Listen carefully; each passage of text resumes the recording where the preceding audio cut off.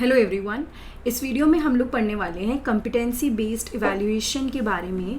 Competency based evaluation is an assessment approach that focuses on measuring N individual performance against a set of pre determined competencies और skill. देखिए, competency based evaluation का मतलब क्या होता है ना, यहाँ पर आप ओवरऑल पूरी की पूरी नॉलेज या पूरी के पूरे स्किल्स पे फोकस नहीं करते हो। जब आप इवैल्यूएशन करते हो आपका फोकस होता है कुछ सर्टेन सेट्स ऑफ स्किल पे। ठीक है, आपका जो फोकस रहता है वो कुछ सर्टेन सेट ऑफ स्किल्स पे रहता है। You do not focus on the whole part कि सारी नॉलेज या क्वालिफिकेशंस को आप समझोगे या इवैल्यूएट करोगे, ऐसा नहीं होता है। ठीक है कुछ प्री डिटरमाइंड कॉम्पिटेंसीज या स्किल्स होते हैं जिनका इवोल्यूशन होता है, जिनके बेसिस पे इवैल्यूएशन होता है। ठीक है, now rather than evaluating general knowledge और qualifications, competency based evaluation aim to assess specific skills and abilities required for success in a particular role or field। अगर मैं आपको एक बात बोलूँ सपोज एक टीचर है ना, टीचर हैं जो साइंस पढ़ाने वाले हैं। अब मैं वहाँ पे स्किल्स रखूँ कि टीचर कितना अच्छा गाते हैं, तो ये तो कोई लॉजिक नहीं हुआ ना। या फिर मैं देखूँ कि टीचर की, सपोज नॉर्मली बात करूँ, साइंस या हिंदी के टीचर है, मैं उनकी जीके टेस्ट करूँ कि ओवरऑल उनकी नॉलेज कितनी है, तो वहाँ पे वो इतना बेनिफिशियल साबित नहीं होगा क्योंकि टीचर साइंस की पोस्ट के लिए आए हैं। सो यहाँ पर हम क्या करते हैं ना, सारी की सारी चीज़ को लेके नहीं दिमाग में रखते, हम लोग स्पेसिफिक स्किल्स या एबिलिटीज़ को जज करते हैं जो किसी पर्टिकुलर रोल या फील्ड में चाहिए होती है। ठीक है, the criteria for judging the appropriateness of a test item under competency based evaluation is whether or not it successfully provide a means to evaluate the given competency। तो यहाँ पे हम लोग देखते हैं कि जो टेस्ट में चीज़ें हैं क्या वो किस तरह से पता लगेगा कि वो सही है कि नहीं है। तो बेसिकली यहाँ पे हम ये देखते हैं कि वो किस तरह से इवैल्यूएट करने में मदद कर रही हैं, क्या वो इवैल्यूएट हम कर पाएंगे पर्टिकुलर कॉम्पिटेंसी को। यहाँ पे कुछ की फीचर्स के बारे में हम लोग बात करेंगे। Here are the key features and benefits of competency based evaluation. सबसे पहले जो है वो है, just give me 1 minute, clear expectations. ठीक है, नाम से ही पता चल गया होगा आपको, क्लियर एक्सपेक्टेशंस हैं। यहाँ पे जो इवैल्यूएशन है उसमें क्लियर गाइडलाइंस हैं और एक्सपेक्टेशंस है परफॉर्मेंस के लिए कि हम क्या देखना चाह रहे हैं, क्या हमारी एक्सपेक्टेशंस है।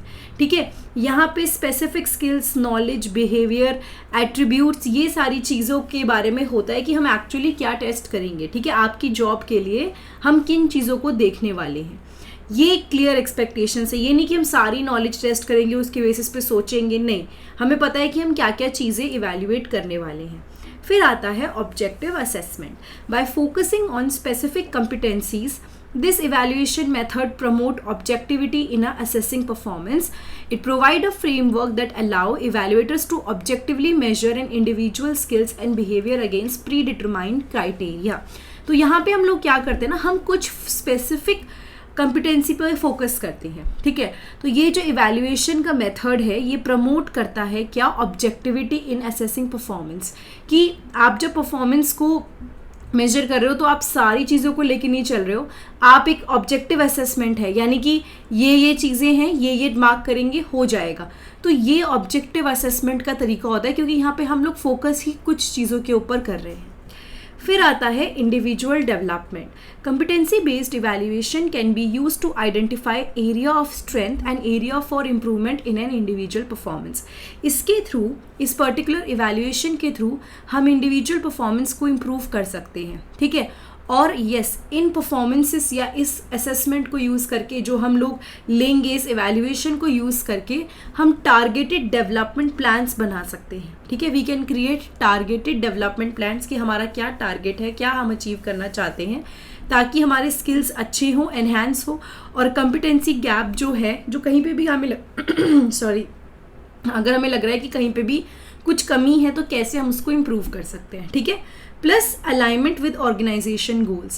By aligning evaluating criteria with the competency needed for success with the organization, competency based evaluation help ensure that individual are assessed based on the skills and behavior। देखिए, आप एक ऑर्गेनाइजेशन में काम करने गए, ठीक है, उस ऑर्गेनाइजेशन में आप काम करने गए, वहाँ पे कुछ सर्टेन स्किल्स की ज़रूरत है, जैसे आपको टाइपिंग फास्ट आनी चाहिए, आपको एक्सेल की नॉलेज होनी चाहिए, या फिर आप ये मान लीजिए आपको पावर पॉइंट प्रेजेंटेशन या ऑफिस चलाना आना चाहिए, आपकी कम्युनिकेशन स्किल्स अच्छी होनी चाहिए। उसके अलावा अगर कोई स्किल्स होता है कि आपको वीडियो एडिटिंग नहीं आ रही है, या आपको गाना गाना नहीं आता है, या आपको पढ़ाना नहीं आता है, तो दैट डज नॉट मैटर, क्योंकि आपके जो यहाँ पे हम लोग असेसमेंट ले रहे हैं, इवैल्यूएशन ले रहे हैं, वो हमारा वो इवैल्यूएशन में जो चीज़ों को हम असेस कर रहे हैं वो एक्चुअली अलाइन कर रहा है हमारी ऑर्गेनाइजेशन के गोल के साथ। यानी हमारी ऑर्गेनाइजेशन क्या चाहती है एम्प्लॉय के अंदर, वही चीज़ें हमने इवैल्यूएशन के अंदर डाली, तो उससे क्या होता है ना, हमें एग्जैक्टली वो पर्सन मिलता है जो इन सब चीज़ों के लिए सूटेबल हो, ठीक है। So alignment with the organizational goals. फिर आता है performance differentiation. Competency based evaluation facilitate करती है a more and nuanced assessment of performance. यानी यहाँ पे क्या होता है ना, यहाँ पे अगर आप कुछ स्पेसिफिक स्किल्स देख रहे हो तो बहुत आसान हो जाता है दूसरे लोगों के साथ आपको कंपेयर करना। मैं एग्जांपल देती हूँ, अगर आप एक जॉब के लिए गए, टीचिंग जॉब के लिए गए, एक पर्सन है जिन्होंने बीएड करी है, एमएड करी हुई, एक पर्सन है जिन्होंने बीएड करी है, एमएड करी है, दोनों के दोनों स्कूल में गए। अभी दोनों के बीच में कोई ज़्यादा डिफरेंस नहीं है, थोड़ा बहुत मार्क्स देख लेंगे, बट अगर मैंने कोई ऐसा टेस्ट दे दिया जिसमें मैंने देखा कि टीचर कम्युनिकेशन कैसा है, टीचर की स्टोरी टेलिंग कैसी है, या टीचर क्लास को कैसे मैनेज कर रहे हैं, तो अब मैंने 3 चीज़ें ये फोकस में डाली, क्योंकि पहली जो कॉमन चीज़ें हैं उससे तो मैं डिफरेंस पता ही नहीं लगा पाई कि दोनों टीचर्स कैसे हैं। लेकिन जब मैंने ये क्राइटेरिया डाल दिया कॉम्पिटेंसी बेस्ड इवैल्यूएशन कि आपकी ये कॉम्पिटेंसी कैसी है, तो मेरे लिए बहुत आसान हो जाएगा, क्योंकि इन तीनों में कुछ तो डिफरेंस देखने को मिलेगा दोनों टीचर्स के अंदर। अगर तीनों में नहीं मिल रहा तो 2 फैक्टर और लगा देंगे, 2 कॉम्पिटेंसीज और जोड़ देंगे, तब ये बहुत आसान हो जाता है high performance and average performance और जो स्ट्रगल कर रहे हैं कुछ स्पेसिफिक एरियाज में, उन परफॉर्मेंस के बारे में पता लगाने में, ठीक है। Hiring and promotion decision, it is use in the selection and promotion process by identifying the key competency required for a role. Organization can assess candidates or employees against these criteria to make inform decision about hiring और promoting individual. Again same चीज़ बताई ना मैंने कि performance differentiation, जो मैंने बताया कि आपकी परफॉर्मेंस का पता चल जाएगा, प्लस टीचर की जॉब के लिए एक जॉब के लिए 2-3 जने आ गए, तो यहाँ पे अगर सबके पास सेम डिग्री है तो बहुत मुश्किल है पता लगाना कि किसको हायर करना है। But when you see the competencies, interview में आपने देखा, किसी की नॉलेज देखी, किसी के कम्युनिकेशन स्किल्स देखे, तो बहुत आसान हो जाता है आपके लिए डिफरेंशिएट करना कि कौन बेस्ट सूटेबल होगा। सो all these things comes under the hiring and promotion decisions. Now let's talk about the merits, यानी कि क्या बेनिफिट हैं कॉम्पिटेंसी बेस्ड इवैल्यूएशन के। It is helpful in determining which of the specific competency particular child has attain. इससे पता चल जाता है कि कौन सी कॉम्पिटेंसी उस बच्चे के अंदर है, या कौन सी चीज़ है जिसमें वो अच्छा है, या कौन सी चीज़ है जो बच्चे ने अटेन करी है, अचीव करी है। Listing the competency which were और were not attain by peoples. एक बच्चा है जो भागने में बहुत अच्छा है, लेकिन एक बच्चा है जो थ्रो, मैं एक फिजिकल एजुकेशन टीचर की तरह सोच रही हूँ, जो थ्रो अच्छा नहीं कर पा रहा है। तो एक कॉम्पिटेंसी है रनिंग, और एक है जब बॉल को पकड़ना वगैरह, तो उस चीज़ में वो अच्छा नहीं है, तो हमें पता चल गया, तो उसके according I can put them into the sports, right. Classifying childrens in terms of master, partial master and non master with regards to the stated competency. यानी कि बच्चों को कि उन्होंने कितनी ज़्यादा अच्छे से उस चीज़ को पकड़ा है, उस चीज़ को वो समझ पा रहे हैं, जो काम उनको टास्क मिला है, उस बेसिस पे हम लोग बच्चों को डिवाइड कर सकते हैं on the basis of masters. या उनको हमने ऐसा कर दिया ना कि ये बच्चा मास्टर है इस चीज़ में, मतलब इसको बहुत अच्छा कर रहा है, इसकी कॉम्पिटेंसी स्किल्स जो भी हैं सब कुछ बहुत अच्छे हैं। फिर पार्शियल मास्टर्स में थोड़े कम अच्छे हैं, एंड नॉन मास्टर मतलब इसको अभी बच्चे को मेहनत करने की ज़रूरत है। So all these things we can classify easily, ठीक है। Evaluating all aspects of a competency through a reasonably large number of items और टेस्ट क्वेश्चंस। हम लोग क्या कर सकते हैं ना, कॉम्पिटेंसी के सारे एस्पेक्ट्स को इवैल्यूएट कर सकते हैं बहुत सारे आइटम्स में से, ठीक है। अगर हमें पता है कि बहुत सारी चीज़ें हैं, तो हम उसमें से कुछ चीज़ों के बेसिस पे या फिर हम सारी चीज़ों को अच्छे से इवैल्यूएट कर सकते हैं। Eliminating chance error which are likely to influence the result, गलती से कुछ एरर हो जाए वो यहाँ पे होगा नहीं, क्योंकि इतनी सारी कॉम्पिटेंसीज लेके चल रहे हैं तो ऑटोमेटिकली वो प्रॉब्लम नहीं आएगी. Devising proper strategies for teaching learning, हम प्रॉपर स्ट्रैटेजीज डेवलप करेंगे टीचिंग लर्निंग प्रोसेस के लिए. ये बहुत अच्छा एक इसका वो है जो फ़ायदा है.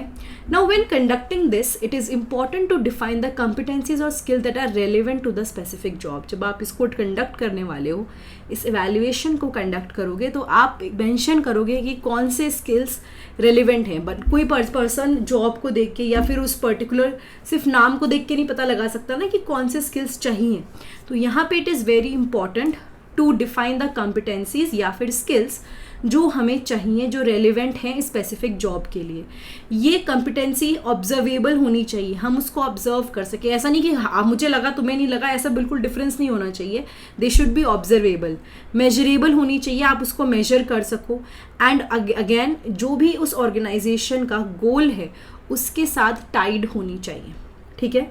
इवैल्यूएटर्स उनको यूज़ कर सकते हैं, मतलब बहुत सारे मेथड्स यूज़ कर सकते हैं, जैसे कि observation, self assessment, interviews, performance matrix, ताकि वो इंडिविजुअल के कॉम्पिटेंसी लेवल के बारे में इंफॉर्मेशन कलेक्ट करें.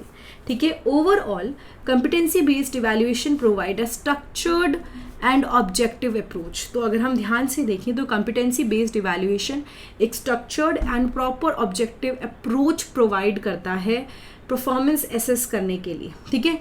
हम इसमें इंडिविजुअल डेवलपमेंट को प्रमोट करते हैं और ये ध्यान रखना होता है कि ऑर्गेनाइजेशन गोल्स के साथ ये सारी कॉम्पिटेंसीज मैच करें.